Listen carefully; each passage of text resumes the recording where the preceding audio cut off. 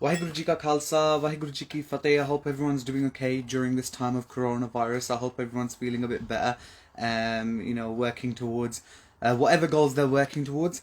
Today, obviously, we've got a very special live with me and one of my good friends, Simranjeet Singh. We'll be talking about quite a few different topics actually, but the main topic really today is the Sikhs of Punjab, past, present, and future. The kind of culture that came into Punjab, what the Gurus did in Punjab, how the Khalsa Raj first started, what Punjab is like now, and sure that what is going on in Punjab is remains suchet and remains pure. Veer ji, how are you doing? Waheguru Ji Ka Khalsa, Waheguru Ji Ki Fateh. Vaheguru Ji ki Fateh ji. How are you, Veer ji? How are you keeping? I'm all right. I'm not doing too bad. How are you? Good stuff. Very well. Keeping busy, keeping active, and continuing my research into Punjab and into contemporary Sikh history. Yeah, no, for sure. I mean, I think probably the thing that both of us have in common, really, mostly at the moment. Um, Buddy, just for all the people who don't know you, because obviously you used to go at Aston University, so the people who don't know you, just a quick introduction about what you do and who you are. Right. Okay. So I met Rajveer probably last year at Birmingham City Uni. Mhm. During that time, I was in my final year studying at Aston, studying optometry. Um, and during my time at university, definitely I took a keen interest into Punjab and to kind of trace my own family heritage, family roots, but also to look at who we are. Mhm. What does it mean to wear a dastar, to have a dari in the modern day and in the modern era, and to understand what's happened in our collective history? So in Mhm. my first and second year, I took a keen interest, reading a lot more, reading a variety, writing, and then later on, myself and a few of my comrades formed the Khalistan Society at Yeah. Aston Uni, Mhm. which is currently still running now. And definitely, my sisters who are working in that organisation are doing very well. Mhm. And so Yeah. at that particular point, we wanted to make sure that we were educating not only ourselves, but fellow students about the problems in Punjab, whether it be political, economic, social. And we Mhm. wanted to ensure that Prachar and the current political climate was being talked about. And then we Yeah. also wanted to ensure that Sikh history in its entirety is Mhm. being shown to the next generation of Norjawan. And For they sure. and they Yeah. understand what the role is for Sikhs in the modern day. And then we've launched the Khalistan Archive, where Mhm. we are kind of retracing what happened in the 80s, especially in the UK. Now, Yeah. we're born in the United Kingdom. Our Mhm. parents, grandparents may have originally come from the Punjab, but our focus being we're living in UK is Mhm. definitely what's been happening here. So we've Yeah. been making and researching and writing about that particular period, and to not only influence our future, but also to Mhm. keep the past again and to keep out the work of people like our grandfathers and Yeah. the elder generation to keep their work alive. For sure, for sure. So just to answer a few questions that are coming in the chat, yes, this will later there will be a chance for questions and things as well. So anyone who wants to drop any questions in the chat, that's fine, that's okay. We will probably get onto the question answer session probably a bit later on. Because obviously our main topic today is talking about Punjab. I was talking about this with the committee actually, and they were thinking that it's probably going to be really difficult to do this as one hour live session because there's so much to talk about. So we might do this as like a series, maybe in the future, and kind of break it up into like hour sections to do it in a lot more detail. Um, but yeah, Baji, also just so everyone knows as well, where can they read your stuff? Where can they have a look at it? Because obviously everyone knows about Khalsa Diary that I started. Where can everyone have a look at your stuff? Right. Yeah. So I do have a website at the minute, which is www.mynamesrahi.com. And Mhm. you can check out Khalistan Archive on Instagram and Mhm. the Sumesh Book Club. And hopefully, in due course, we'll be able to put all of that online as well. But for the Yeah. time being, I've written quite extensively on that particular period relating to the Sikh homeland, which can be found on my website. Yeah, no, that's perfect. So if we jump right in, obviously we've got a lot to talk about. So I'm not sure how much we're going to be able to cover in this hour session, but as much as we can, we will definitely cover. So if we start off, obviously Guru Nanak Sahib comes to this world in 1469. We have after that period, obviously there's a huge Sikh Sangharsh. 18वीं सदी इतिहास happens, our 18th century history. Huge Sangharsh during that time. Vadda Kalukara, Shota Kalukara. Massive events that take place during that time. However, obviously, towards the end of the 18th century, then we have Maharaja Ranjit Singh comes into power. 1799, the Sarkar-e Khalsa is established. So, what was the kind of situation like in Punjab when the Sarkar-e Khalsa was established? Yeah, I do want to take us back down to 1710 really to begin, when we talk about Banda Singh Bahadur. And I think it's very important that we begin talking about him to start. But before we even talk about Banda Singh Bahadur, it's very important that we're talking about Sikhs and we're talking about Punjab. Now, it's important to make the declaration that Sikhs, we are a community, we are a nation, but then Sikhi itself is a philosophy and a dharam. And it's very important to make those kind of distinctions. And when we are talking about Punjab, what are we talking about? Are we talking about Azad Punjab, which includes obviously West Punjab and East Punjab? Or are we talking about the Punjab of the modern day in the Indian Union? The ਪਹਿਲੀ ਗੱਲ ਤਾਂ ਇਹ is that the Sikh Panth and the Khalsa Panth should not accept the geographical area of East Punjab. It does not include Chandigarh, it does not include the Zilka district and Pinjore and many different districts which should and do have a Sikh majority in the Punjabi speaking areas, and they should really be included. So what we have now in the modern day, the Punjab should, in terms of its geographical area, should not be accepted. And we can have a look at the Sikh Homeland Resolution written by the Shiromani Akali Dal, and that's a very important kind of bit to read. Dooji gal, Punjab, Punjab, 5 rivers. And if we look at the Punjab in its modern contemporary stage, how can we call an area, a geographical area, for a land of 5 rivers when there are only 2? Yeah, it's very important that the name, as Dr. Jagjit Singh Chauhan stated, the Punjab, its name is invalid, and it really should be changed. But coming down to Banda Singh Bahadur, so we know Guru Gobind Singh Ji made the voyage to Sachkhand in 1708. And it's important to understand in the modern day, well, what did Guru Sahib give Banda Singh Bahadur? And according to Bhairatan Singh Pangu, Banda Singh was given Panchtir and Nagara. And he was sent from Nander to come to Punjab, and the main task for him was to uproot tyranny and to establish a Halemi Raj and the Raj of compassion. And even if we look at his real name would have been Bhai Gurbakh Singh, but he was called Banda, as in comrade, as in disciple, as in a man of the Khalsa. And it's very important to make that distinction. And I do have a few notes which I've kind of made earlier on today. And even if we look at his beginning stages, he dispatched Hukamname of Guru Granth Sahib Ji and started the battle for Sirhind. And now it's very important that we have our actions, but we also take inspiration and motivation from Gurbani to understand that particular stage.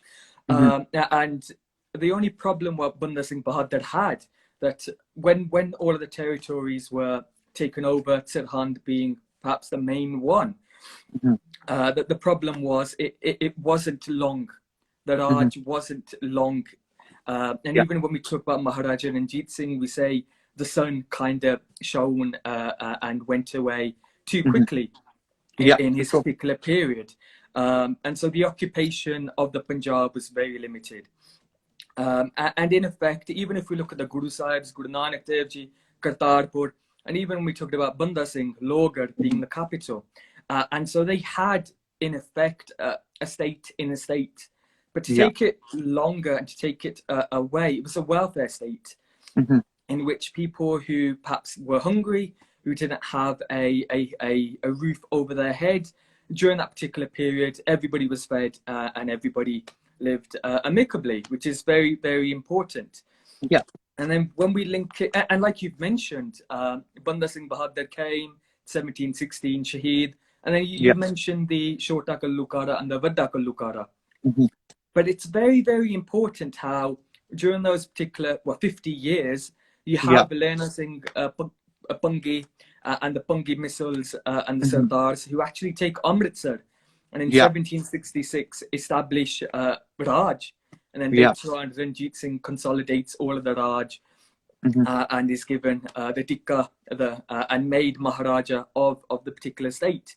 And even an additional point, when we talk about Shri Akal Takht being the parliament of the Sikh Qaum, where decisions are made, where problems are sorted out, by 1805, the Sarbat Khalsa, which was normally called from probably from the 1700s, early 1700s, by 1805, the idea of Sarbat Khalsa was perhaps called, but the Gurmata was not needed. The reason being the Pant wasn't really in any problems at all. And especially during the time of Maharaja Ranjit Singh, people lived very, very happily. And even in terms of the governance, yes, you had Maharaja Ranjit Singh who acted as Maharaja. You had Maharaja Nonehal Singh acting as the vizier kind of character. And even when we look at Punjab, its demographic before partition, you would have had Muslim, you would have had Hindu, and you would have had Sikh, and you would have had many different groups who all lived in relative harmony. Which is a very, very important taking point. And even it might have been BBC who actually put Maharaja Ranjit Singh as being the main kind of leader of the 21st century, but of all time so far. So it's very, very important to make that particular point.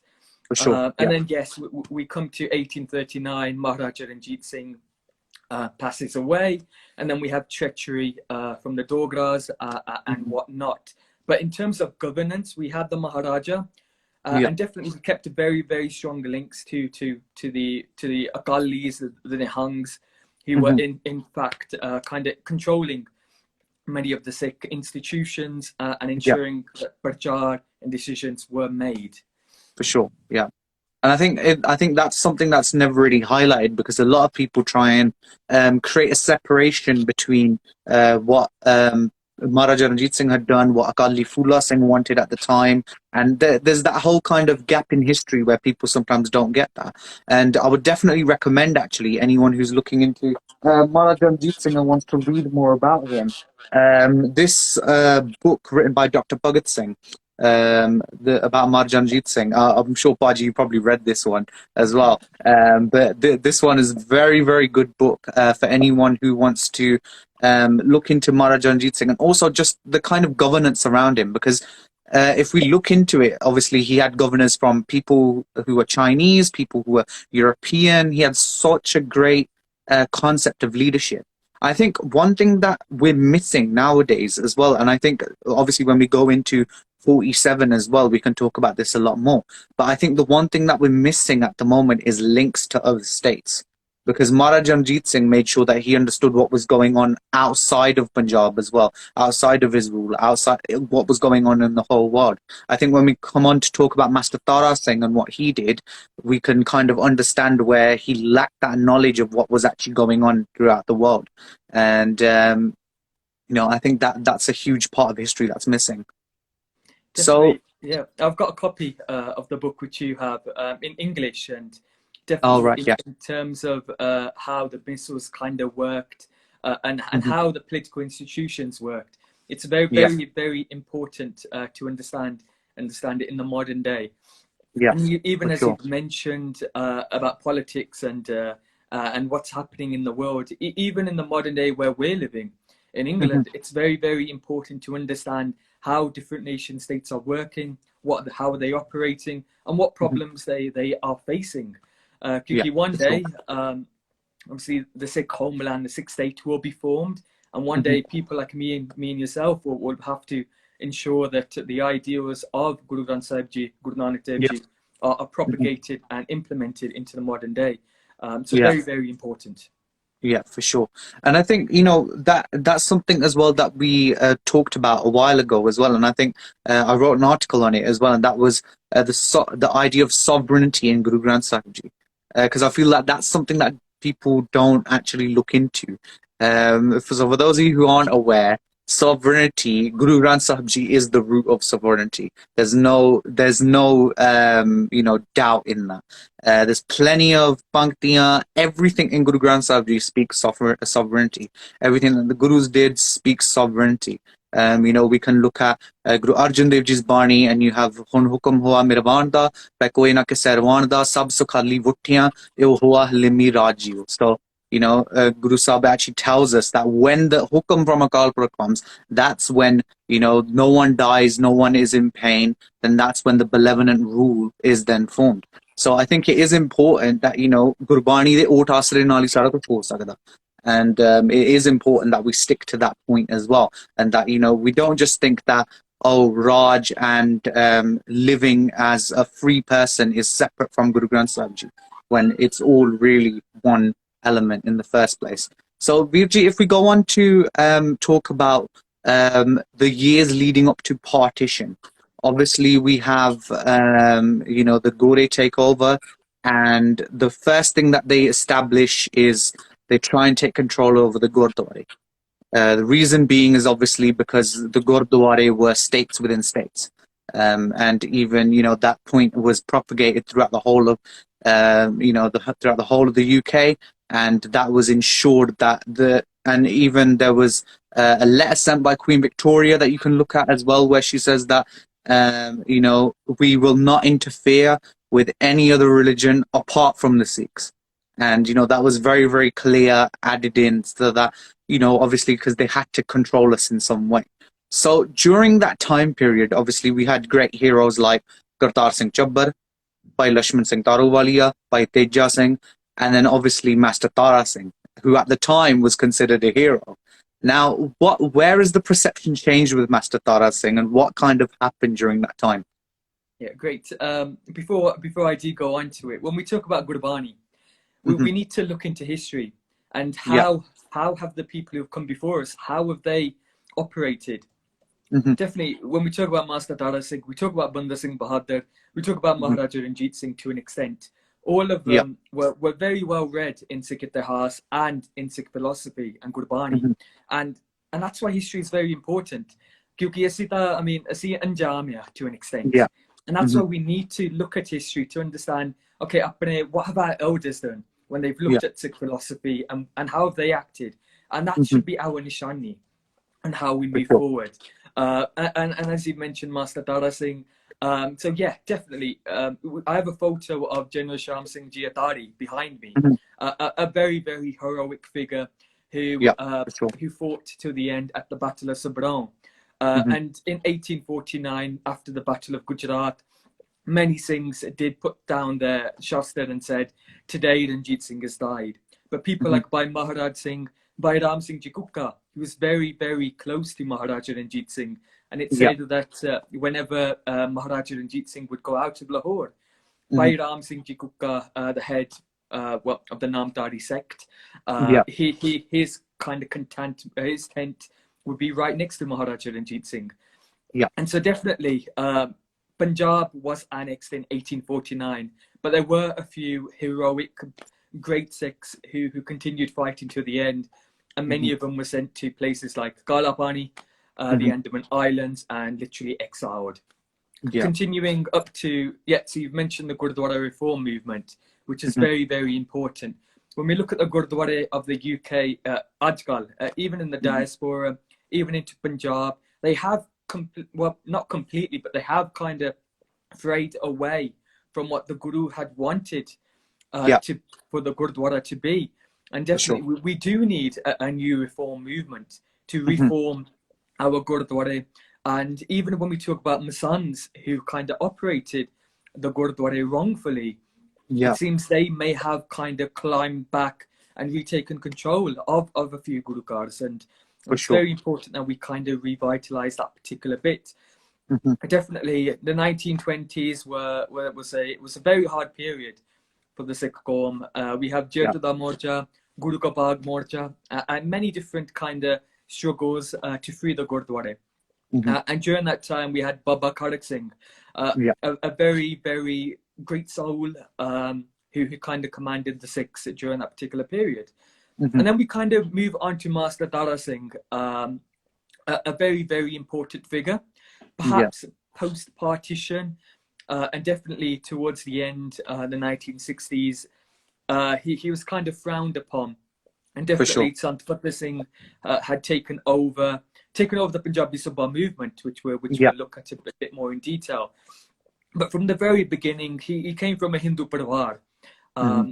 and was born in Lialpur, Hmm. which is in Pakistan now. And Yeah. the name's actually been changed to Faisalabad. Hmm. And even my Nanaji was from Lialpur. So Right. definitely there were many different Sikhs in that particular area, and they all Hmm. came over to East Punjab in the Indian Union.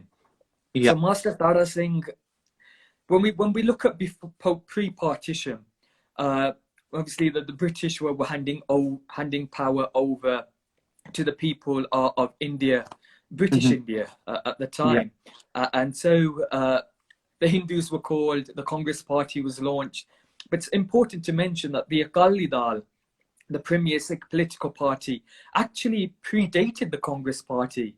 And Yeah. even if we look at the modern day in the Indian Union, Shiromani Akali Dal is the oldest kind of political party in India. If we look at For sure. BJP, if we look at Shiv Sena and all of these kind of organizations, they came later. Hmm. Um, and so when we look at the Sikh issue, now population is very important. I was reading a book on Ataturk, who was kind of the founder of the current Turkish state. And even Yeah. if we look at Maharaja Ranjit Singh, so back in that particular period, if you were very strong military wise, if you were very strong in that way, you could take whichever territory you wanted. Hmm. But that changed, especially in the 20th century and even in the modern day, where even if you look at the Soviet Union, even if you look at the nation states which came out of it, even Yugoslavia, they're kind of all formed on kind of ethnic lines, religious kind of lines. And Yeah. even if we look at British India, what happened? You had the Islamic Republic of Pakistan, and you Hmm. had India, which is meant to be the kind of secular state, but would have Hinduism being the main religion Hmm. for the people. And so it was very important. In order to capitalize land, you need to have a majority in terms of population. Yeah. And Master Tara Singh and the Akalis understood it.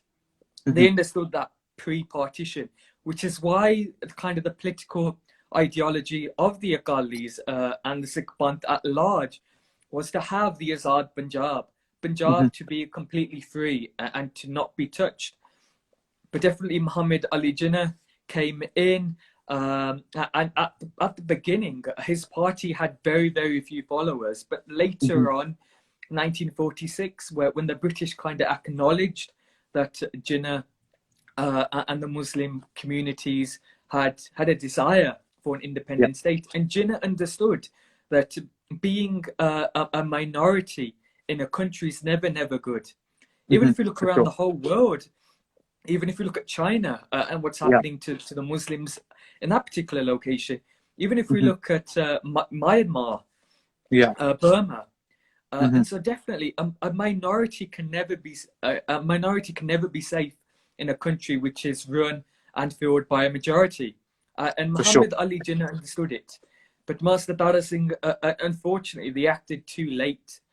Hmm. And so 1946, in Lahore, Master Tara Singh had taken out his Shastra and said, "We will not let Pakistan be formed."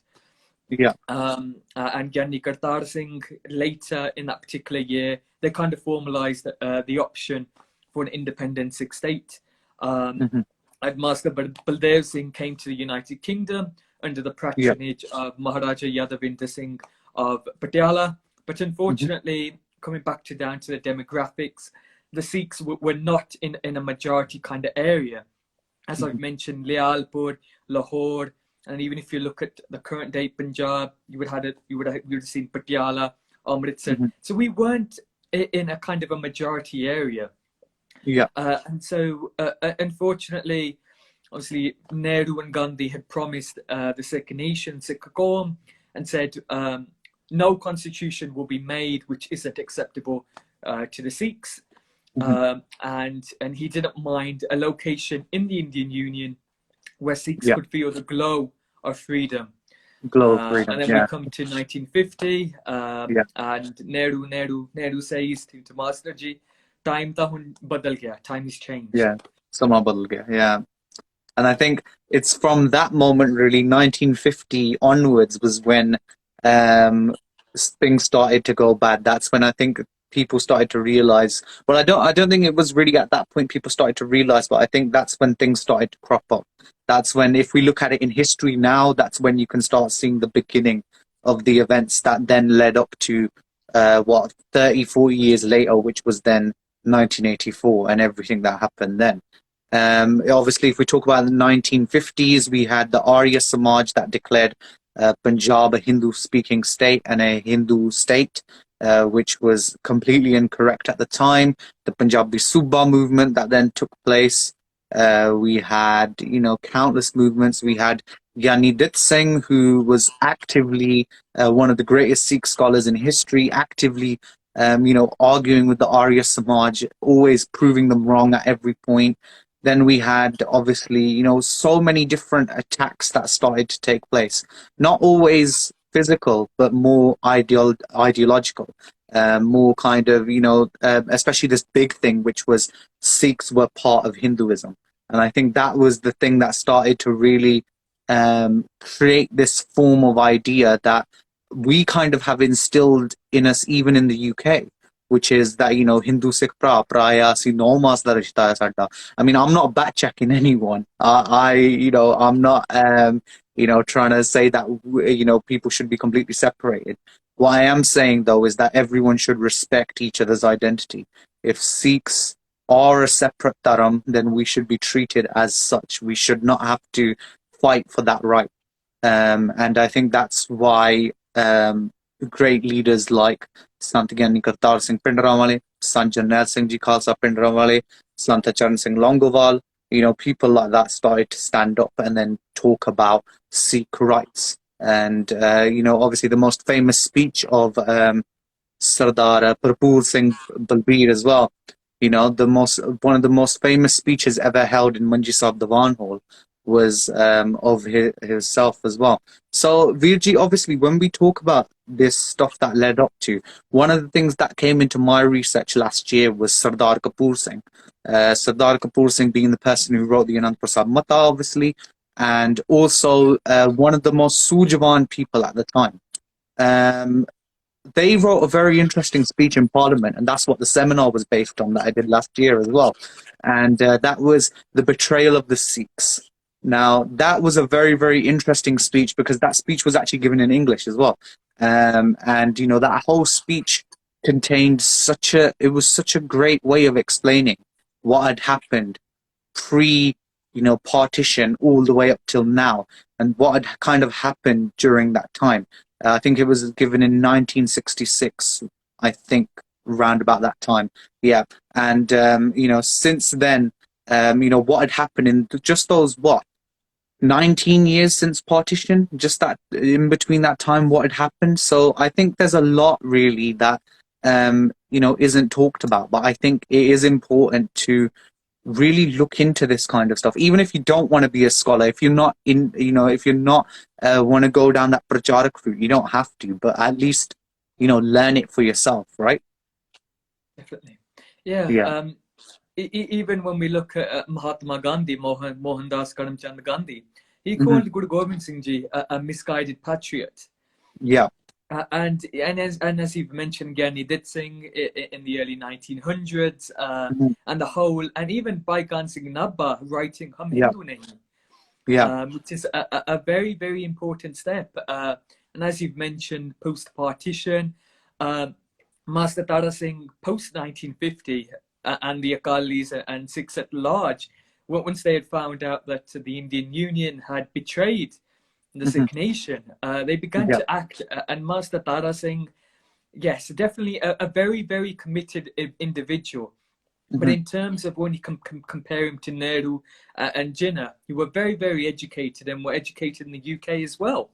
Yeah. And we look at Master Tara Singh, definitely a very, very important figure, but he acted perhaps too late. Perhaps he didn't have the knowledge and he didn't understand that the Congress could betray him. But Yeah. definitely, before he did pass away, he tried to make amends. And even when we talked about Kabul Singh, Sardar Kabul Singh, he drafted the Sikh Homeland Resolution in 1966. And so he knew, and even Dr. Jagjit Singh Chauhan, they knew that if Sikhs are to live, then we must be, we have to have our autonomous region. And even when we look at the demand for the Sikh homeland, it wasn't, well, later on after 1984, it became an independent state. But Yeah. pre-1984, it was an autonomous state in the Indian Union. Yeah. And it would have been very similar to Jammu and Kashmir, which was separate, and that article was revoked 2 years ago. Yeah. So that particular demand, I mean, we hear a lot about Sikhs being anti-national, anti-nationalist, and all of that kind of rhetoric. But the Sikh homeland inside the Indian Union was meant to strengthen the Indian Union. Yeah. And to make it a better place, and definitely Punjab, well, the modern day Punjab is on the frontier between, well, Wagah border and the Islamic Republic of Pakistan. So it would have given that particular strength, and it would have been kind of a green area rather than kind of a red area. Unfortunately, the Akali leaders weren't as probably as dedicated as Master Tara Singh and Gyani Kartar Singh and co. And so later on, they played their politics, and the Anandpur Sahib resolution was actually written in the early 70s, but was adopted in 1978. And then we talk about Prakash Singh Badal, a former chief minister of Punjab. He was actually in power in 1978. But definitely, I mean, even if we look at the Sikh Raj era, where you have intrigue and you have those who kind of want to make up for themselves, and even in the 1980s, when you look at Harjant Singh Longowal and obviously Gurcharan Singh Tora, and all these kind of figures who wanted their own kind of jodhar, their own kind of pride, and they kind of wanted to be the main leaders. But in short, I mean, Sikhs could have been very happy in independent India if our demands were heard. But unfortunately, they weren't.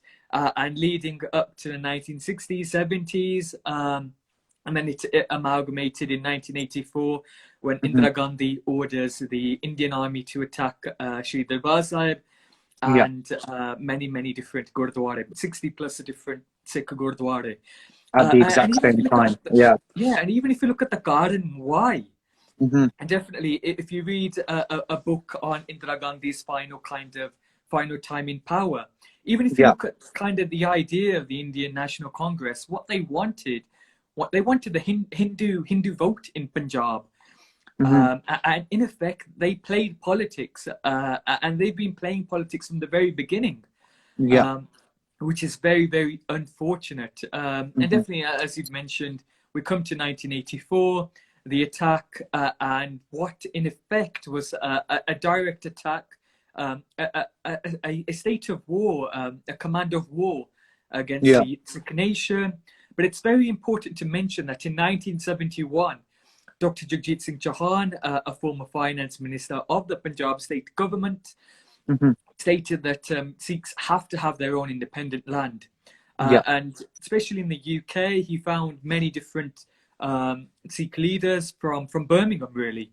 And we have Bhai Charan Singh Panchi, who kind of founded the Baba Deep Singh Gurdwara on Holyhead Road in Birmingham, very near right next to my house. Right next to my house, so we had very, very influential figures in the UK who understood what was happening in Punjab. And even if we talk about, when we talk about Jagdar Singh Johal, and we talk about Jagdar Singh Havara, even Yeah. when we look at the 1970s, a figure named Gyani Bakshi Singh from Birmingham Mhm. as well. He Yeah. was incarcerated in a Punjab prison for a whole year for Mhm. raising the demand of an independent Sikh state. Mhm.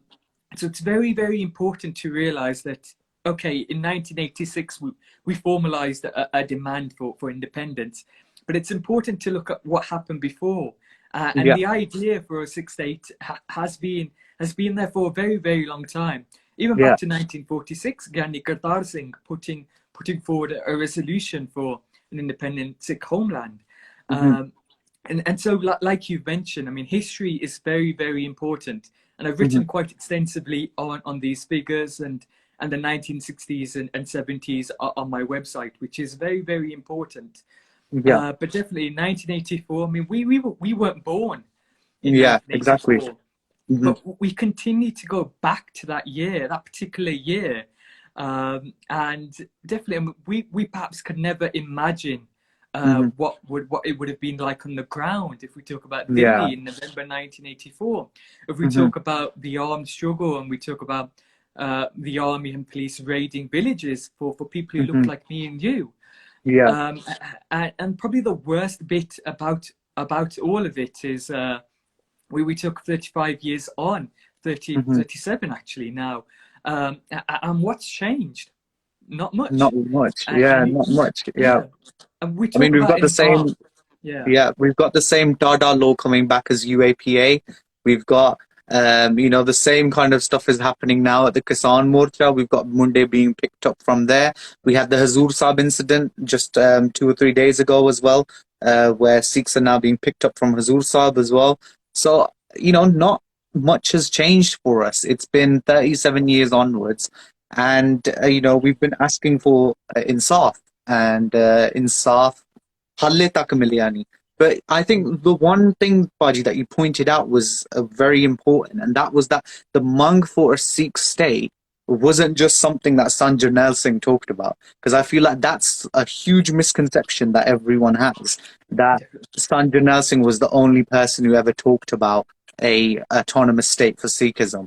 When, like you mentioned, obviously previously, Sanjay Nal Singh was one of many people who were talking about the Sikh state at that time. And I think that is a really, really important point to highlight. I mean, I have a book called Singh Garj, if anyone wants to read it. It contains all of Sanjay Singh's speeches from 1978, since the death of Bhai Fauja Singh, since the Shihdi of Bhai Fauja Singh, up till 1984, and all his speeches, all his letters, everything in there. It's a very, very Qimati book that I would definitely recommend everyone to have a look at. And if you look at the change in the way he spoke, it was because before, obviously, when Santri used to come to Manji Sahib Diwan Hall, it was mainly to do katha. It was mainly to do katha of Jap Sahib, or Dasam Bani, or Oki Mengi Bani of Guru Granth Sahib Ji. And then all of a sudden Santri started to talk very clearly about this open concept of bringing back the Josh into Sikhism again.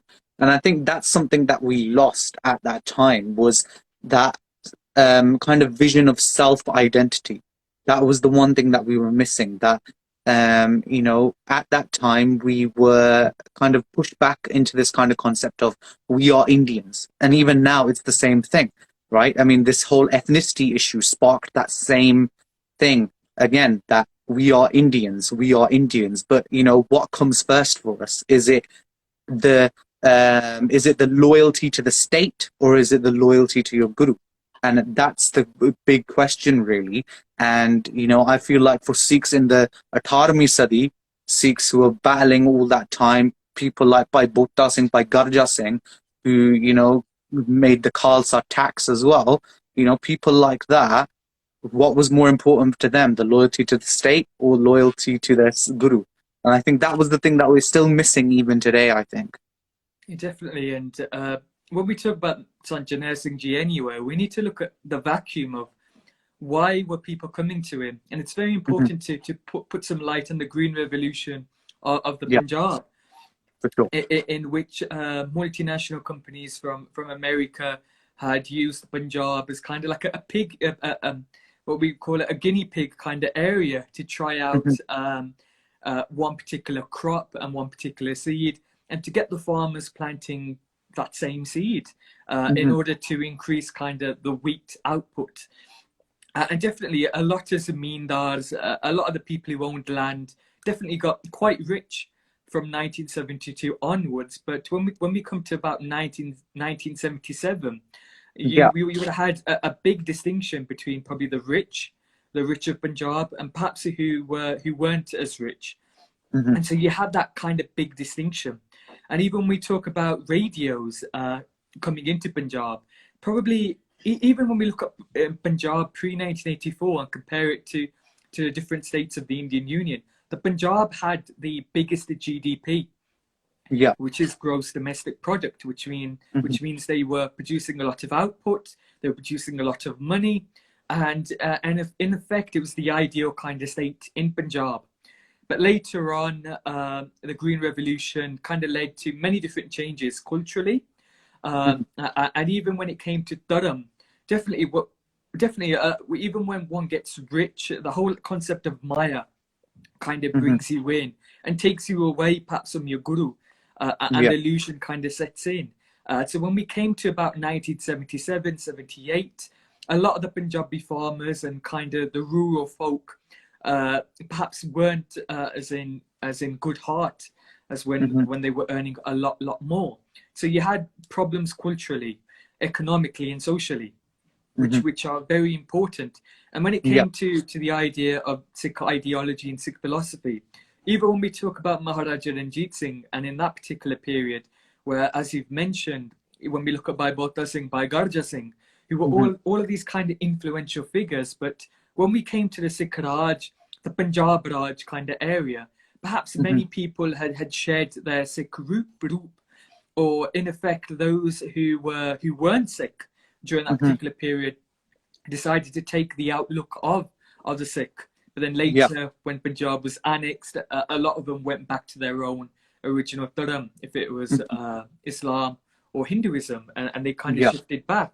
And similarly, in the early 80s, late 70s, the Parjar, the Sikh ideology, it wasn't being brought to the many different bins of Punjab. And even if you look at the modern day, how many bins are kind of stuck in the 18th century? They haven't progressed. And even if we talk about like roads, infrastructure, there hasn't been much change. And that's why the golden years for Punjab in the independent India would have been in the late 1960s, where development infrastructure is being made. And so it's very important to make that distinction that Sant Janet Singh Ji came, he went to village and spread the light, in effect, and brought Guruji's Bani to the forefront. And it was a time of great change. And definitely we had the Dharam Yudh Morcha, which began in the early 1980s, which is very, very, very basic demands of Shri Amritsar Sahib being kind of similar to the Vatican, and being kind of the religious kind of city, where people won't drink alcohol, won't smoke tobacco, and it's exactly like Hardwar is now. Exactly like Hardwar is now, Yeah, and it's important, even post 1984, many changes were being made at Nangana Sahib. And a gentleman from the state of Ohio in America kind of worked to grant Vatican status for Nangana Sahib. And so coming to the modern day, Chandigarh is currently a union territory. It's not been given to what we call Punjab. And that's a grievance. And even if we talk about 1985, when Harjant Singh Longowal kind of signs the Rajiv Longowal Accord, and even if you read the accord, one will find that many of the kind of like the just demands of Punjabis and Punjab was not conceded. And later on, the demand for an independent Sikh state being made in 1986 at Shri Akal Takht in Shri Harmandir Sahib. And even if you look back in the past, whenever a decision needed to be made, it happened there.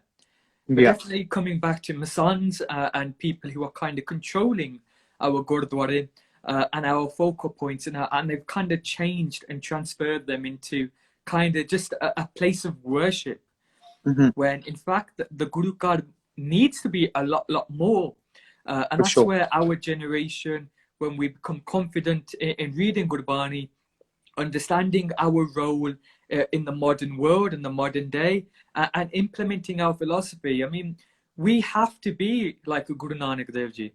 We have to be like people like Banda Singh Bahadur. Yeah. ਉਹ ਤਾਂ ਸਾਡੇ ਖੂਨ ਦੇ ਵਿੱਚ ਆ, like we say, Yeah. it's in our blood. And Hmm. whatever they read and whatever they did, when they took Gurbani as their Hmm. focal point. And that's kind Yeah. of our potential, where we need to reach. At the minute, we haven't reached that particular high. But Hmm. in terms of looking to the future, we need to implement Gurbani in its foremost root. When it Yeah. comes to the Guru Sahibs, we need to follow a kind of common ground, Hmm. and activate what needs to be done. Yeah, for sure.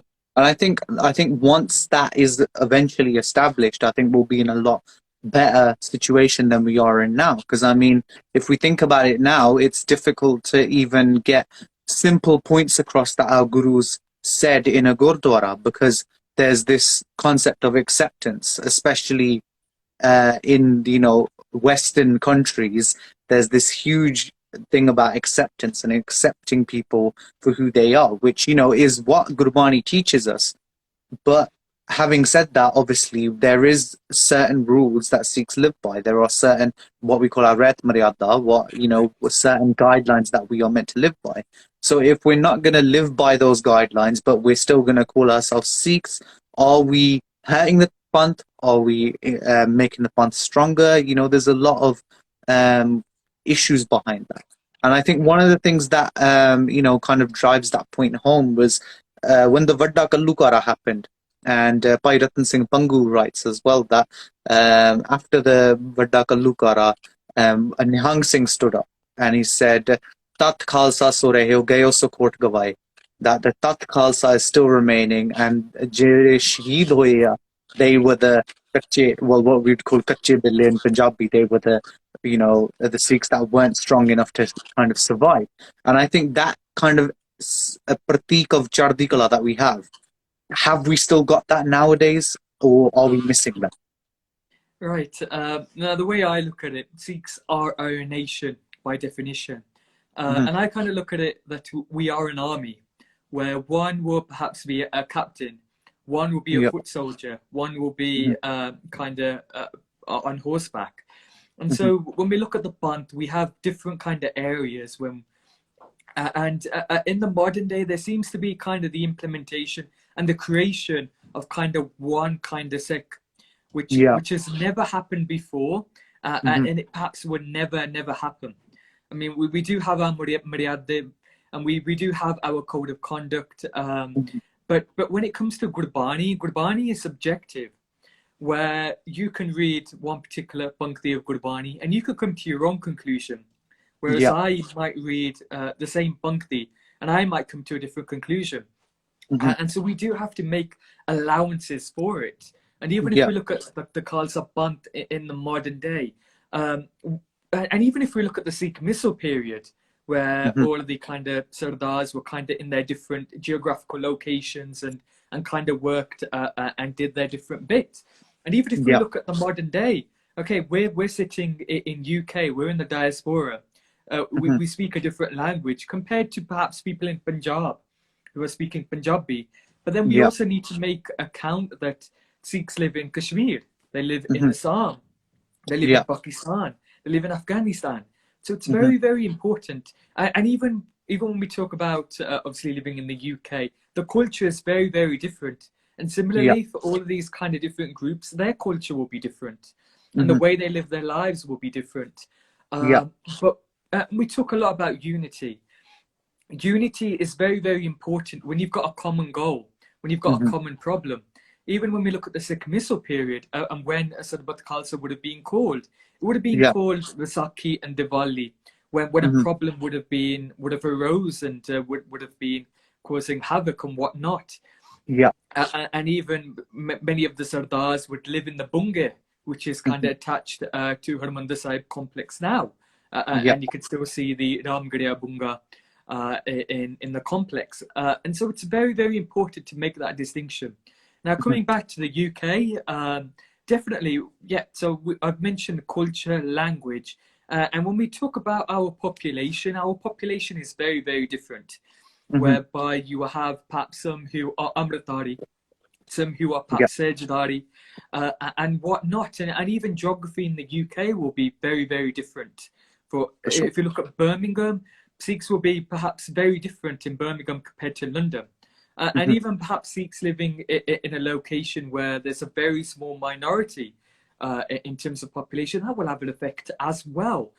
Yeah. Now we talk about Jardi Kala, and I reckon it's used very, very loosely in the modern day, whereas the world might be crying out for help, but we will say Jardi Kala. Yeah. And that's why when we come to Guru Granth Sahib Ji and the Guru's ideology, it seems as if we've kind of cut and paste, and we've kind of taken out the ideals which perhaps the world will enjoy and will take, but then we've kind of left the majority of perhaps a few more ideals. When we talk about politics and being politically active, Yeah. you can name a very, very few groups who are currently working towards that aim. For And sure. it's deemed in the modern world that Sikhs continue feeding everybody, but don't step foot in politics. Don't raise your voice against injustice and atrocities. And even by just one thing Kaldara mentions in his perhaps final speech in Canada, where he mentions the Khalsa is meant to look after everybody. And if the Khalsa is not looking after everybody, then what definition will you give? Yeah. For the Khalsa, definitely, we say we are Khalsa, but we perhaps haven't understood of what a Khalsa really should be.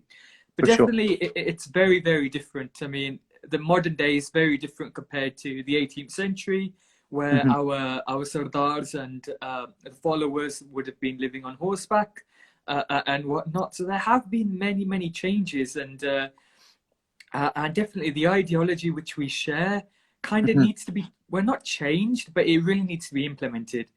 From what I've seen, it's been a lot of copy, paste it here. And definitely when we come to Gurbani, when we come to Sikh history, we need to make our own decisions on what we're reading and implement it. And I reckon, especially in terms of our Naujawan, we perhaps aren't doing as much Qur'an and study as we really should be. So definitely, I mean, our generation has a lot of work to do.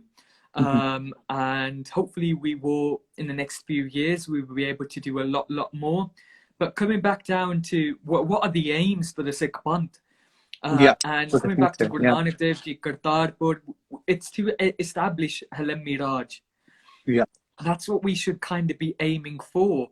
And definitely the Indian Union will break one day.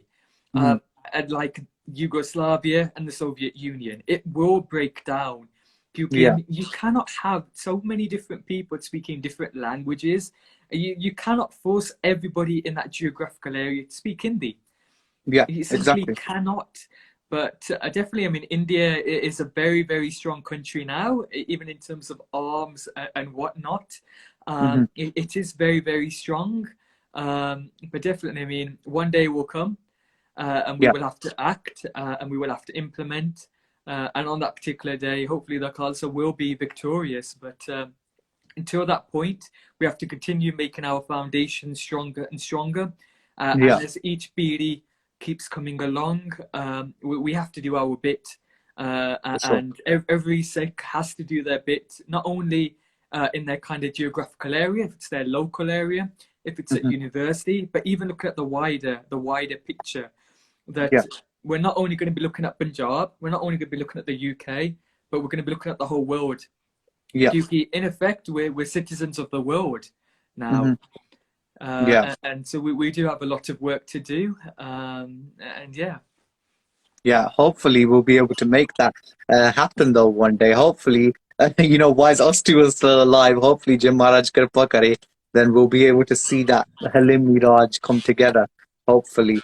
And, I think it is a goal that everyone should have in their mind, whether it doesn't matter what name you give it, because, obviously there are different names that people have come up with. There was the Sarkar-e Khalsa, there was the Khalsa Raj, there's Khalistan, there's Begumpura, there's there's so many different names. There's the Chakravarti Raj. There's so many different names you come up with, but it doesn't matter about the name because your common goal is to have that one land that Guru Gobind Singh Ji Maharaj said, Raj karega Khalsa, aki rahe na koi. So it is about having that one place, or whether it's the whole world, whether it's just one area, but that one place where everyone lives free without worry of being killed, without worry of, death penalties, things like that, anything that's considered inhumane. And, you were talking about Bhai Jaswant Singh Kalra just now, and today I was actually having a look at the book that Satgad Yog by Ajmer Singh wrote about by Jaswant Singh Kalra recently, and just the ideology behind their thought process was that let me just do what I can do, let me do my bit, but as well as every time I'm doing my bit, let's ensure that everyone understands what the end goal is. And if we've all got a common end goal, then we can work towards that. Doesn't matter which field you end up in. It doesn't matter if you become a doctor, a lawyer, a scholar, but your end goal should be, ਹੁਣ ਹੁਕਮ ਹੋਆ ਮਿਹਰਬਾਨ ਦਾ ਪੈ ਕੋਏ ਨਾ ਕਿਸੇ ਰਵਾਨ ਦਾ ਸਭ ਸੁਖਾਲੀ ਵੁੱਠੀਆਂ ਇਹ ਹੋਆ ਹੈ ਲਿਮੀ ਰਾਜਿਓ. That should be your end goal. And because we always talk about it, we say in Japji Sahib, we say Sachkhand Vasedra and God. Why can't we make Sachkhand here? If we can do it, it is possible. Guru Granth Sahib has given us the blueprint for it. The idea behind it is that obviously we have to work towards making Sachkhand here, on the world, wherever we are. And I think that's a very, very important thing.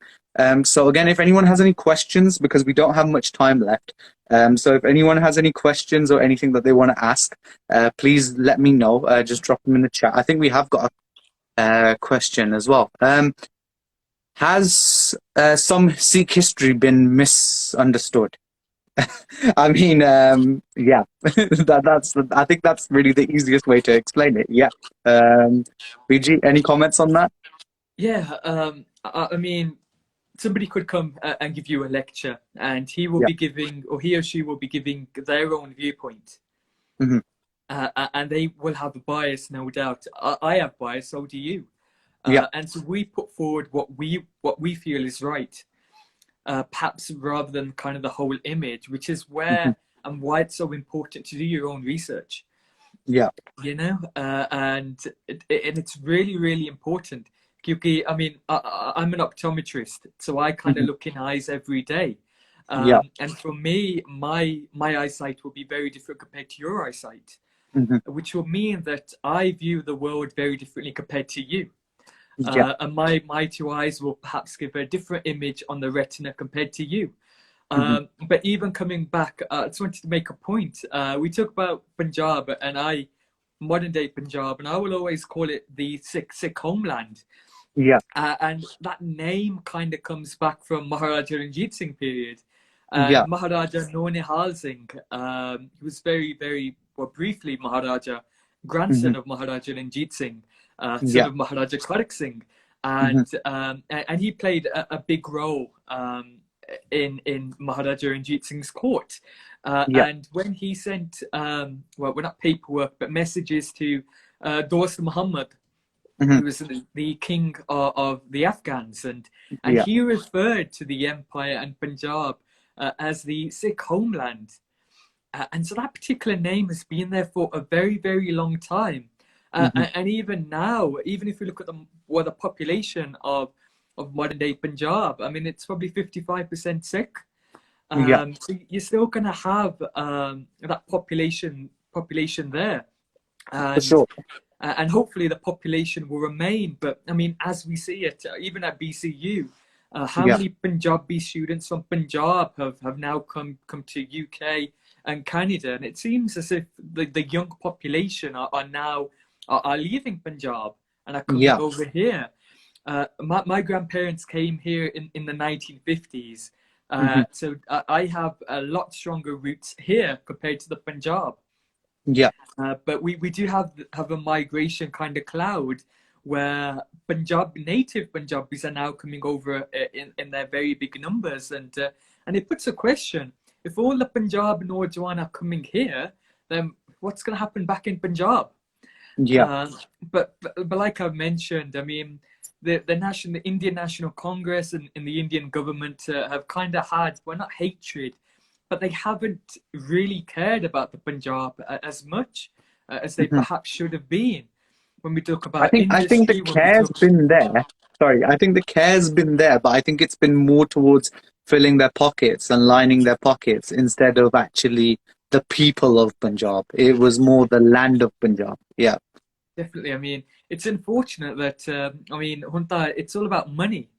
Yeah. Who can have as much money, how much land, and definitely the whole demographic has kind of changed, and it's as if one gets rich for himself, Hmm. but it doesn't matter about the people who are lower down.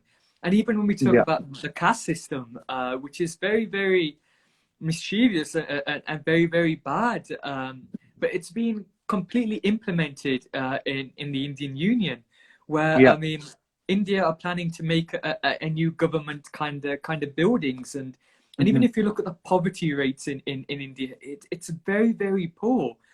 Hmm. But due to the whole Manusimriti and the whole kind of caste system, the Indian state aren't particularly worried, and it's more about, and even Ambani and Advani who are Yeah. mega rich, Hmm. but yeah, they want more, and which is why the farm laws aren't being repealed at the Yeah. moment.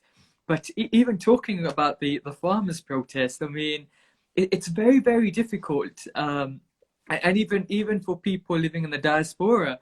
For Why? sure. I mean, it's important for people to put demands against the central government, but for Hmm. people who are historians, will know that perhaps no Punjab Morcha has really been accepted or implemented. I mean, we could talk about Rajiv Longowal Accord, we could talk about Yeah. the Punjabi Subba, we could talk about Dhanvir Morcha, Hmm. and when all of these kind of routes failed, that's when a declaration was made for an independent state. Yeah.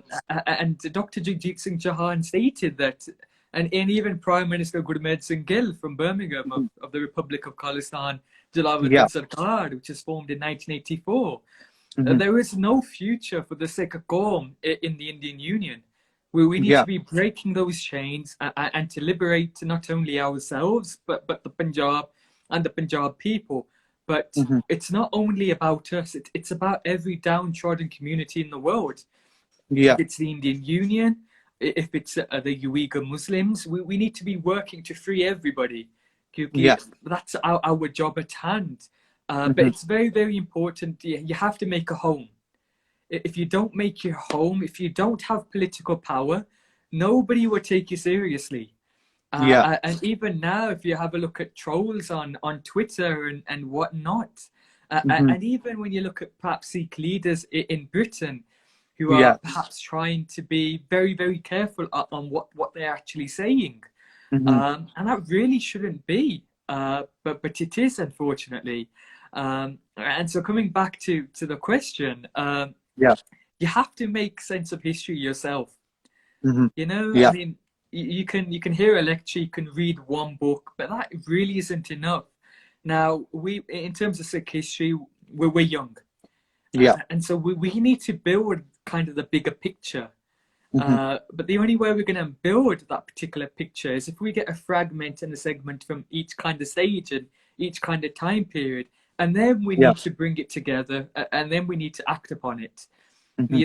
I mean, and that's why even in our generation, a lot of people jump to 1984, but they haven't got that prior understanding of what came before.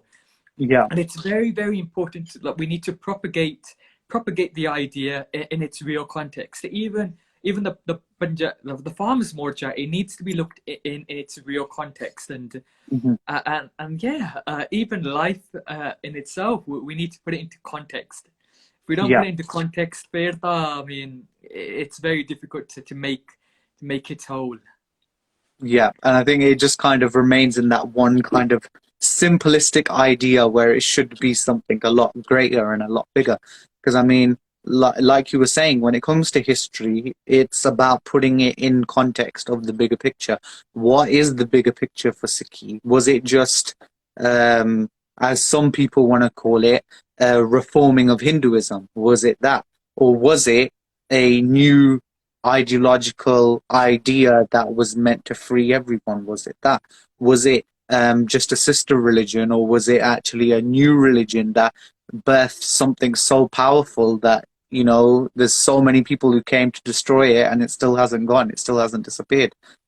So I think it is important to look into all this kind of stuff and, you know, really keep an eye on what your history is.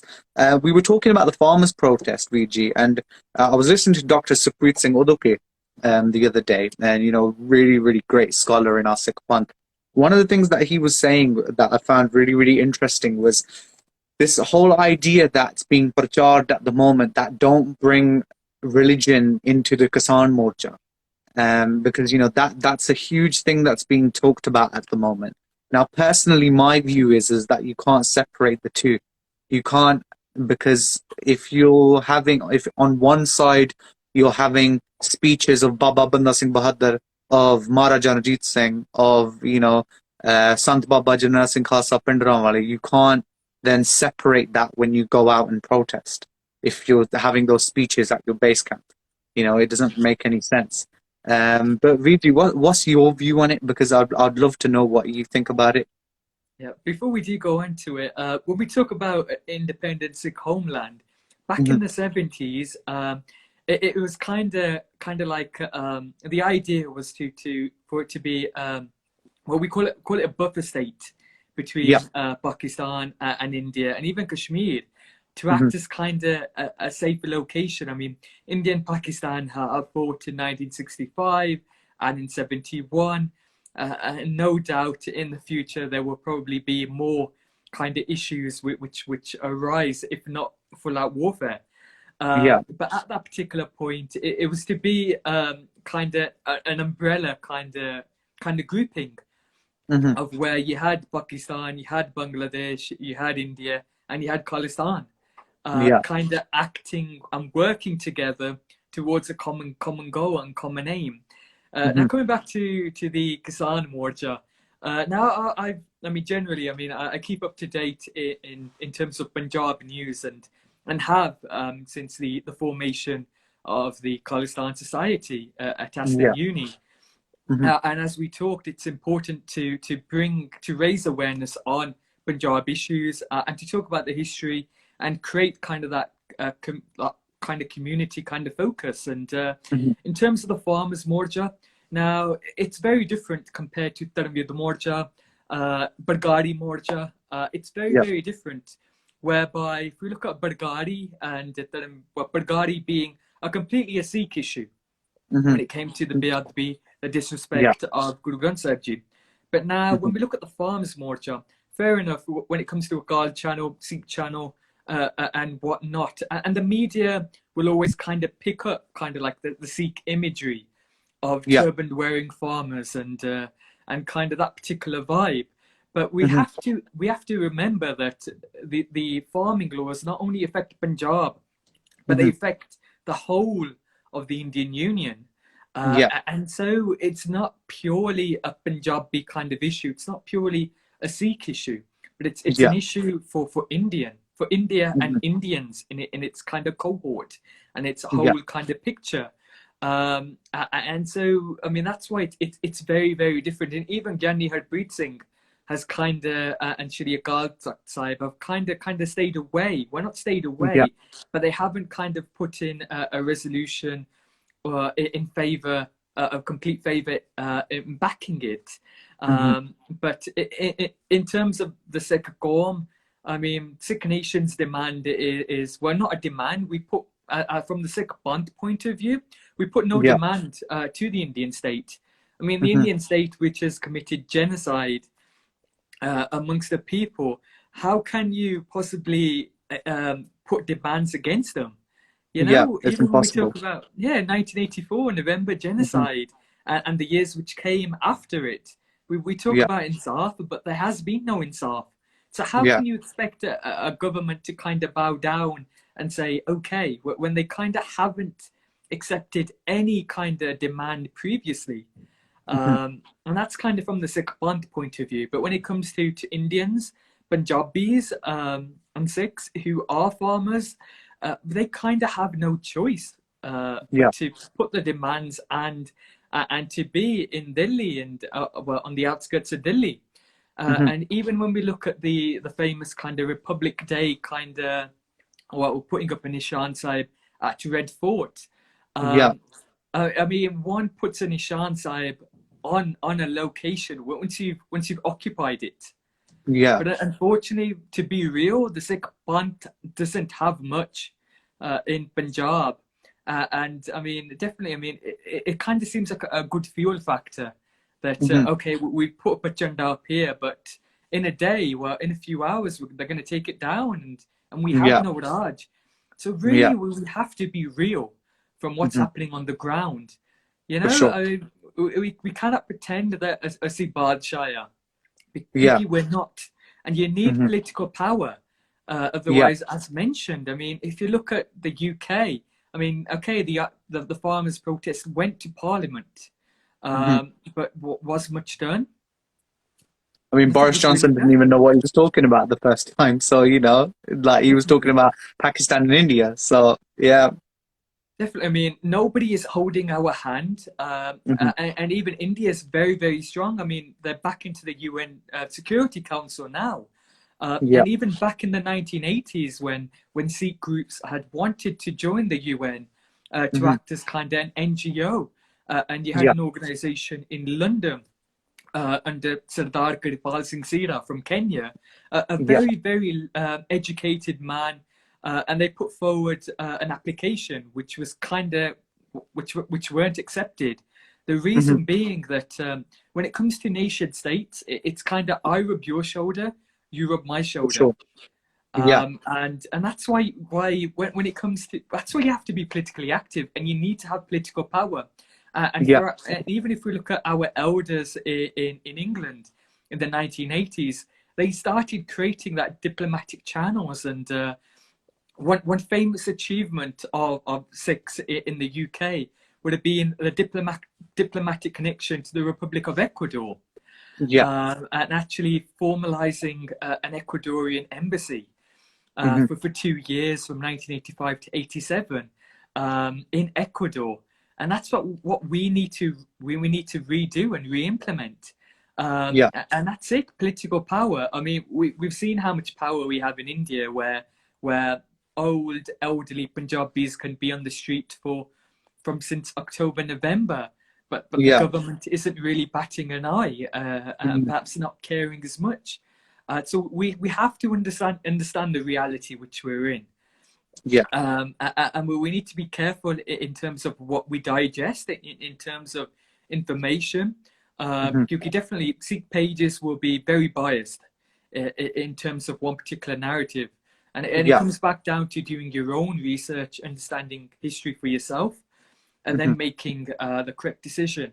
Now, even from the beginning, I mean, the Kisan Morcha, when we talk about Bargari, that happened Yeah. for over a year. Hmm. And how did it end? The government saying, Nothing. okay, Yeah. we will imprison whoever, but please pick up the morcha and go home. And our Yeah. leaders, unfortunately, acted and had taken kind of that promise, and now kind of where's the issue? Yeah.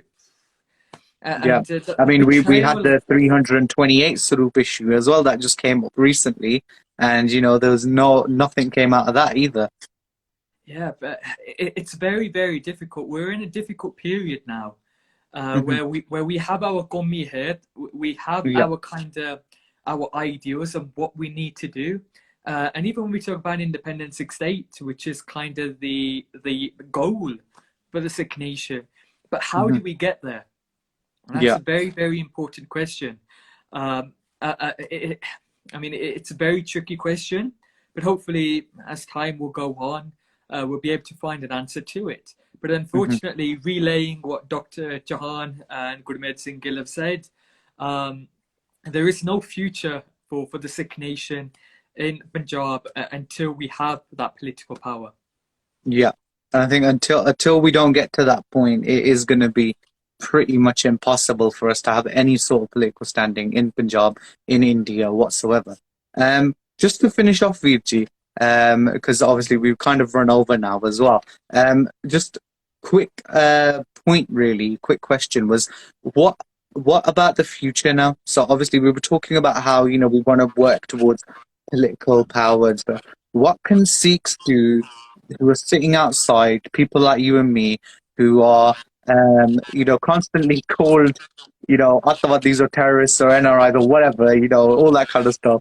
But, what can we do sat here to, kind of help get towards that point where we have that Halim Miraj again? Yeah, so politically, it's very, very important. Hmm.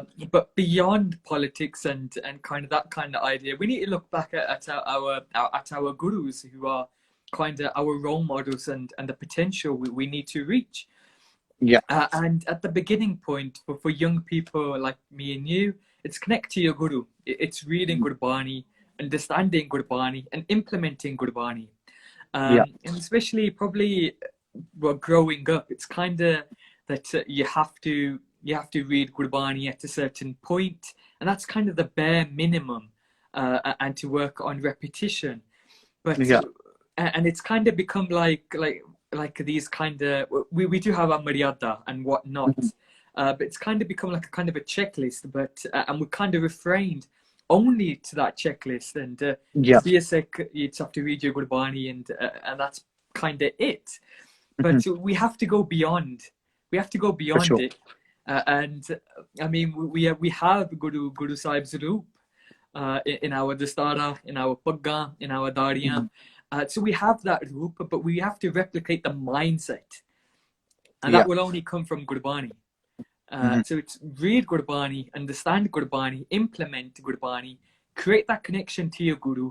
And Sad Sangat is very, very important as well.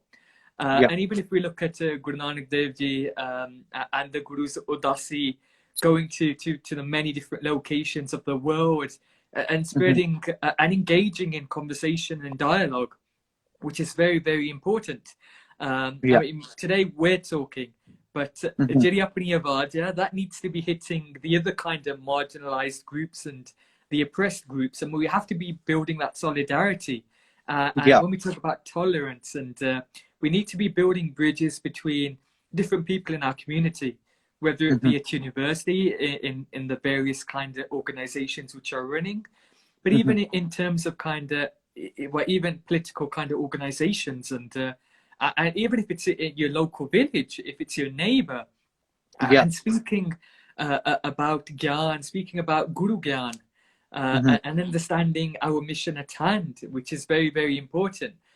Yeah. Now, coming back to well, the Kisan Morcha, which is very, very important, Yeah. and it's very, I mean, there isn't much we can do, unfortunately. I mean, Yeah. even if we look at our elders in the UK Hmm. post 1984, who kind of worked towards not only creating a welfare state in the form of the Republic of Khalistan, Yeah. but also in sending money back, investing in Punjab, creating industry, infrastructure.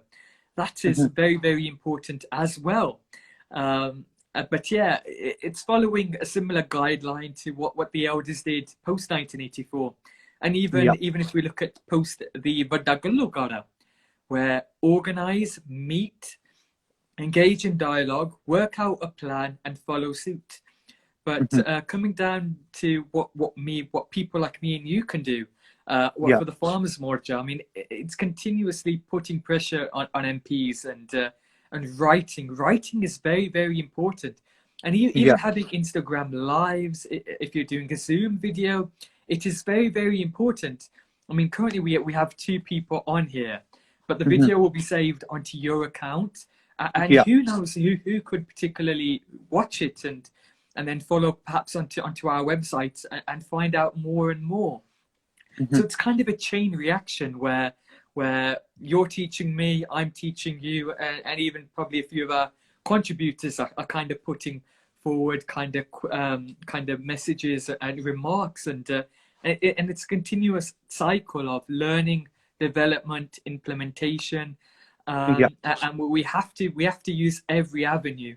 But for me and you, I mean, we are writing about Sikh history, we are reading about Sikh history, Hmm. and history of the world in general, and Yeah. understanding our role in the wider context, and it's continuously doing that, earning Hmm. money, putting forward your dasband. And when it Yeah. comes to politically, get involved in the Labour Party, set up charities, NGOs, and continue working towards the Khalsa mission Hmm. of creating the Halem Miraj concept, even if Yeah. it's only in your local village. But we have to begin somewhere. Hmm. And Punjab will forever be the Sikh homeland. Yeah. But as we're born in the UK, we have not only responsibilities to the Punjab, but also where we are right now. Hmm. So definitely, we have a lot of work to do collectively as a band, Yeah. as a community, and as a country. But it's very, very important to have that understanding of Gurbani, For and sure. reading different political ideologies, and finding out what sits right in one's own heart, and Hmm. acting. And it's very important to act today, not tomorrow, today. I Yeah. mean, who knows when our time will be up Hmm. in the world which we live in. So Yeah. we really have to act and do what is needed. And the potential will always be to be like Guru Nanak. Yeah. To finally get to that point where dialogue through, dialogue debates are normalized, where we can actively, consciously breathe and live Gurbani. And that's the kind of point that we hopefully want to get to. Final thing I would recommend to all our viewers as well, Baji, I'm sure you've read this, Documents in Sikh Homeland. This is probably the most golden book that I can recommend all our youngsters to make sure they have. This was obviously all the things that are written in here are written by Sardar Kapoor Singh. It was all collated by Sardar Gurtej Singh, who is probably one of the biggest scholars that there is nowadays. But just like right at the beginning, they have this really nice message, and I think it's something that applies to all of us. And he says, Sardar Kapoor Singh would have dedicated this book to our younger generation. He loved to address as Pujangi. So it is dedicated to the Pujangi Khalsa from whom the Sikh nation has high hopes. So it's on us. Yeah, it's on us to ensure that we live through that kind of, that kind of ideology that Guru Nanak Sahib put forward, and then establish that Halim Miraj, that Sikh nation, that Khalistan, the Khalsa Raj, Begumpura, whatever you want to call it, that is up to us. So, I hope that we can hopefully work towards it one day. I hope that, me and Virji will eventually try our best as well, keep it up in the future. Maharaj Kripa Kare will stay like this and we'll be able to keep this going as long as we can. And, really push forward that idea of Halim Miraj to the world, and hopefully get back to that point that we had the Sarkari Khalsa, the best Raj in the world, and get back to that point, hopefully in the future. Viji, thank you very, very much for joining us in this live today. And, I'm sure everyone's learned a lot. Just to remind everyone who might have missed it at the beginning, where can they have a look at your stuff? Right, yeah. Belligal, I'm grateful to you for reaching out, and allowing me time to speak on your platform, and I'm very, very grateful to put forward kind of my vichar Mhm. to the No, not a audience, problem. and definitely I do ask for maafi if I've upset anybody, if I've hurt anybody through my words. I do humbly apologize, and I do hope you can forgive me, and for any of my mistakes. Definitely. So in terms of my own research, I created the Decimation Book Club, which you can find on Instagram, which I kind of started in my first year at uni. So I did all my optometry training as well, but I did want to kind of focus at the bigger image, Mhm. and I kind of hit Sikh history. So on that Yeah. particular page, you can find a lot of kind of forgotten chapters of Sikh history, Mhm. and history of the world. And currently, I'm working on the Khalistan Archive project, which is collating photographs, videos of of political activities of Sikhs in the UK, and hopefully move to Canada and America in the near future. Hopefully Yeah. that project will have its own website and database in the near future. As I do start work in a week or two as a trainee optometrist, I've kind of penned a lot of the research which I've already done, which you can find on my website, which is in my bio, but you can find it at www.simranjeetsrahi.com, and you can contact me on that particular page as well. If there are any questions for anybody who's watching later on, feel free to drop me a message or Rajveer, and hopefully we can take our dialogue, take it the next distance, and get some work done. But बहुत धन्यवाद to Rajveer and everybody tuning in, and hopefully the Khalsa Diary, which Rajveer has kind of started, will gain traction, and hopefully in the future we'll be able to actually have magazines, and hopefully one day it will be probably the premier magazine for young Sikh Naujawan, young intellectual Sikh Naujawan, and hopefully, and even for generations to come, hopefully it will be a good resource for the generations yet to come. Yeah, for sure. Virji, thank you very much for your kind words and for your time as well. Definitely, guys, if you want to see Virji back again, if you want to see Simranjeet Paji back again, let us know. We will definitely bring Paji back for plenty of talks, so don't worry. Whenever Paji has time, we'll definitely try and bring them back as well. Virji, thank you very much. We hope for the best for the future as well. Hopefully, we'll catch everyone later. Waheguru Ji Ka Khalsa, Waheguru Ji Ki Fateh.